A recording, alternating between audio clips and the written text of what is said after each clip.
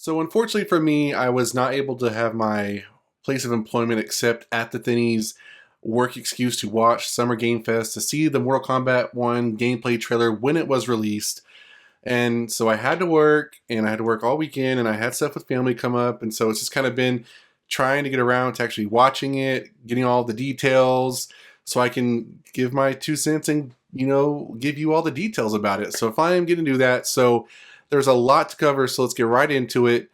I enjoyed the gameplay trailer at Summer Game Fest. I thought it was, to be honest, it's not quite what I expected. I was kind of expecting a little more. I was happy with what we got, and there was tons of gameplay footage of people playing the game, so I was excited to see that. But given how the cinematic trailer kind of, I guess laid down some good groundwork and kind of got you wanting more, this one kind of seemed underwhelming for me. I mean, I'm not gonna. There were parts that I enjoyed. I did like the detail of the gameplay. I thought, it reminded me a lot of Mortal Kombat 11's to start, and then it kind of, I think, umped it just a little bit. Some of the facial structures for some of the characters, I'm not quite sure about. Johnny Cage, while he does look good, I think as I go into these details about this a little bit more, as far as what Ed Boon has to say about it, it kind of puts it in a different frame of mind. But I think one of the main takeaways from a lot of this is like, this is considered a reboot, and it's more of like a new way of telling the Mortal Kombat story. So what I'm used to seeing and what I'm used to seeing in my mind, and then what's actually being shown, I just have to kind of get used to it. You know what I mean? Just something new. Because these are gonna be like, reinvented ways of showing the characters, so I have to kind of get used to that. But overall, I like the graphics. Again, as I've said in like the cinematic trailer, I thought the stages for me were a good takeaway from it. I thought they were very detailed. They had great depth and breadth to them. I don't know if they're going to be any interaction to them. It'd be kind of cool if they were, but I was just kind of taken away by how detailed they were, like Johnny's apartment, the tea house, all that kind of good stuff. As far as the cameos go, maybe as I start playing with it, I'll kind of get a more of appreciation for it. While I do like that it's a good way to incorporate classic characters throughout the Mortal Kombat, anthology, all the games and stuff. I just don't know how I feel about having just like characters just kind of help you, because I know it has to do with, other gameplay styles from other game franchises, but for me, I'm not completely sold on cameos just yet. I think the only thing that I like about it is that we get to have characters kind of, even though they might not be non-playable characters, we get to have them at least as assists. That's kind of how I see it. And so I'm not quite sure, but I do like what I did like was the use that they were able to do like fatalities, how we saw like Sonya Blade's fatality, how we saw Kano's. So I was excited to see that and kind of see more of that. So that's kind of my overall take of it. Overall I enjoyed it, but to me it was just a little bit underwhelming. Let me know your thoughts in the comments down below. So let's go ahead and dive into the details. Start off with the story. So from what we saw in the cinematic trailer, we obviously know that Shang Tsung has a part to play in all this, but we weren't given a whole lot of details other than, we were seeing Kitana Melina as appearing. We were seeing Scorpion and Sub-Zero, not Sub-Zero, Sub-Zero.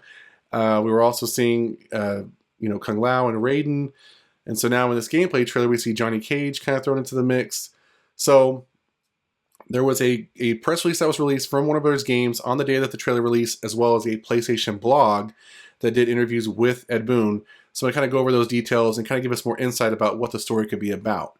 So from the gameplay trailer shown at Summer Game Fest, and according to the official press release, Liu Kang has restarted history by crafting a new era for the sake of peace and is rounding up warriors and champions for a not yet revealed threat. We assume it's Shang Tsung, but could it be somebody else? Maybe the Emperor, maybe Onaga, Shinnok, somebody new? Not quite sure yet. While Melina, twin sister of Kitana and rightful heir to Outworld's throne, has been infected by a dreaded and lethal disease. Reads like a soap opera. Lin Kuei warriors and brothers Scorpion and Sub-Zero fight for the future of the clan, while Earthrealm champions Raiden and Kung Lao fight for family and honor. That's kind of what we see in the Wuxi, the Wuxi clan. The Wuxi, oh my gosh. I'm at a loss for words, guys, sorry. At the Wuxi school, the academy.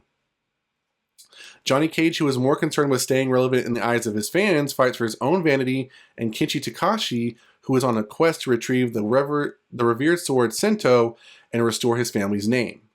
So that's what we got so far from the press release. Now, adding to that, we got some more details from the PlayStation blog where they actually interviewed Ed Boon. And in the blog it says, I think it could be in the category of a reboot, talking about the premise. The team at NetherRealm wanted to include key existing characters but tell a brand new story. And the canonical ending of 2019's Mortal Kombat 11 made for a perfect springboard, with series mainstay turned Fire God Liu Kang in control of the flow of time and effectively resetting the universe. And then, obviously, something goes wrong and the results will be familiar characters who may be in very, very different circumstances. Now, the question was asked, as far as villains go, who are they going to be in Mortal Kombat 11? Who is the big bad of Mortal Kombat 1, sorry. Boon confirmed that a number of classic Mortal Kombat villains would be returning in some way, although he wouldn't spell out who the big bad was. He said that just like with the heroes, the villains will start completely different. They'll go down different paths and have different relationships with each other. If you're well versed in Mortal Kombat lore, expect to encounter some twists.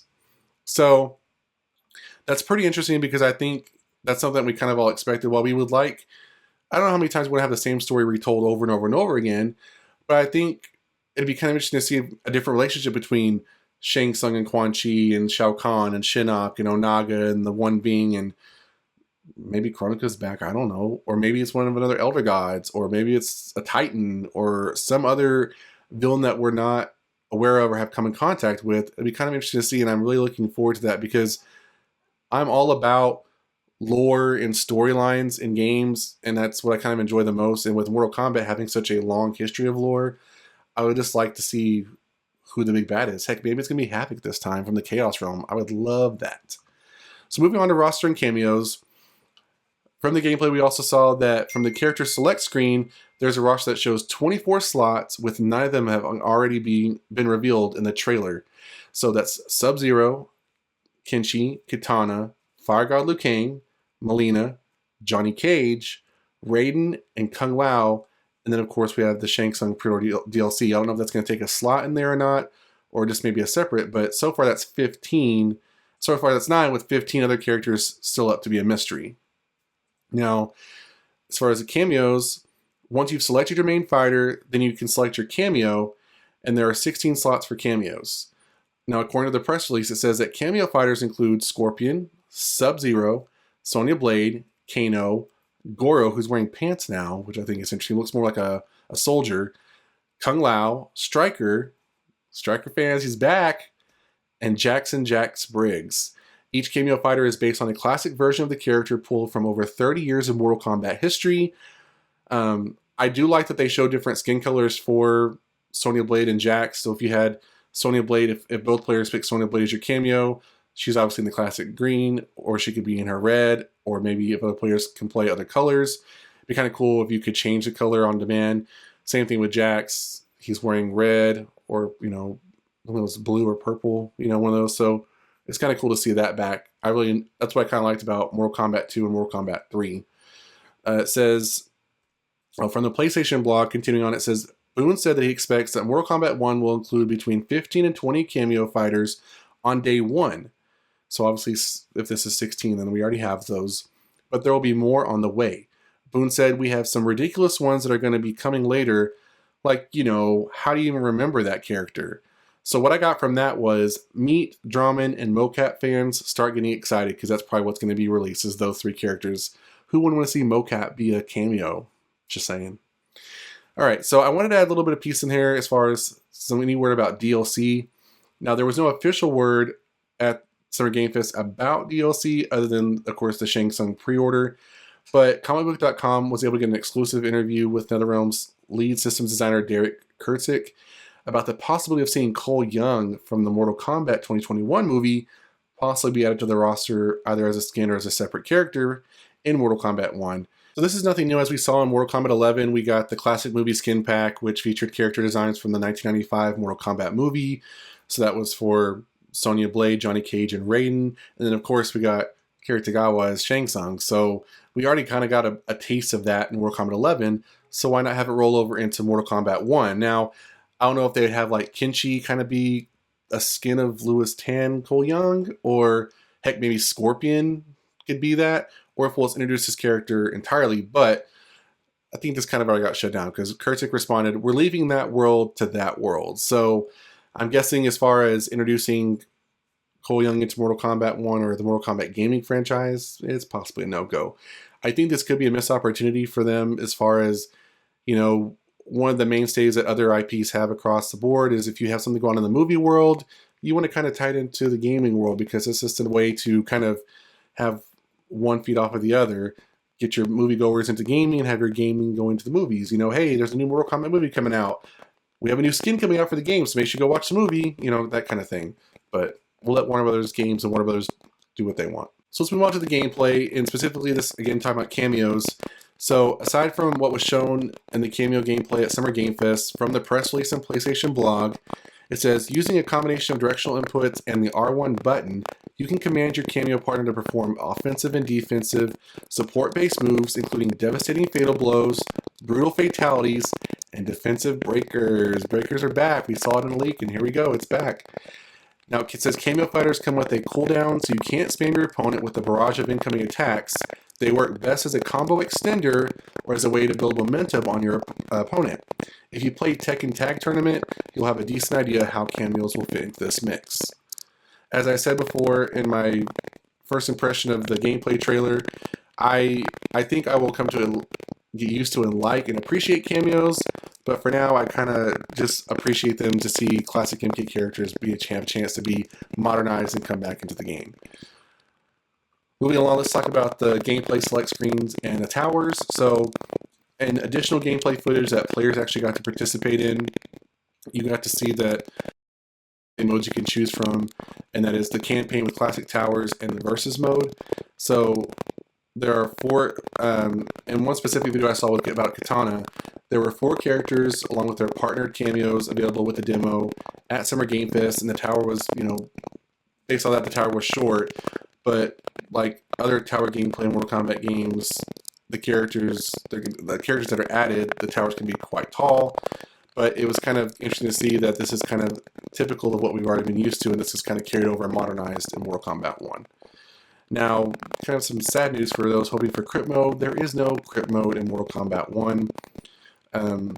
In the PlayStation blog, Ed Boon said that the NRS team is working on a replacement for the Krpyt mode seen in the past 6 Mortal Kombat games. The game will have a whole new system. I can tell you it's not the Krpyt, but we're going to have a whole new system for unlocks. I think, given the detail and depth of some of the stages, they can still achieve a mode similar to Krpyt, with the ability to unlock items, skins, etc. I don't know if it's going to be I don't know if it's going to be a true open world experience that many of us were hoping for, but I still think they can possibly do something similar to that. I did notice that during like the cutscenes, like especially when Kenshi and Johnny Cage are battling, and then Fire God Liu Kang comes in with Scorpion and Sub-Zero, that it kind of made the scene more interactive with the stage. So I think just kind of building upon that possibly, and how the story mode kind of ties in with the campaign, it's possible that maybe you're exploring as a character and you find new items, and then as you come in contact with other fighters, which is kind of similar to how the Krpyt and Conquest mode and all that kind of stuff worked, then maybe we'll get something like that going on. But I think it's something that we can still look forward to, and if it's something new, or maybe an improvement on Krpyt or Conquest mode, then it'll be something welcomed by players. So one thing I want to talk about with stages, there are 20 slots for stages, with 7 of them already having been confirmed, including I'm going to butcher this word, but the Fengxian Tea House. Now, what I like about that is I had kind of a little bit of a Twitter discussion with some guys on Twitter, and they were talking about the teapot specifically, and then there was a symbol on the wall, and then I just used Google Translate to kind of help out, and it meant tea. So obviously we kind of figured out before this was kind of already announced, but it was a tea house, but we got that figured out. We have Johnny Cage's apartment, we got the Ancient Temple Ruins, the Wuxi Academy, the word I couldn't say earlier in the video, Academy. We got the Edenian Gardens, and there's a lot of purple accents in the Edenian Gardens, which could possibly mean that Sindel is coming. It's not kind of that magenta pink for Melina, so it's Sindel's colors, so hopefully Sindel's going to make an appearance. We got the Living Forest, guys, a modern version of the Living Forest, so Smoke fans, get excited. Your boy's probably coming. We got the festival, possibly in Outworld, not quite sure, but if that's the case, then we can expect more of possibly, you know, Baraka, Reptile, possibly even Shao Kahn and all his kind of minions. So overall, I am looking forward to these details. I think there is still a lot missing that I'm hoping to get in the coming weeks before the beta testing kind of starts.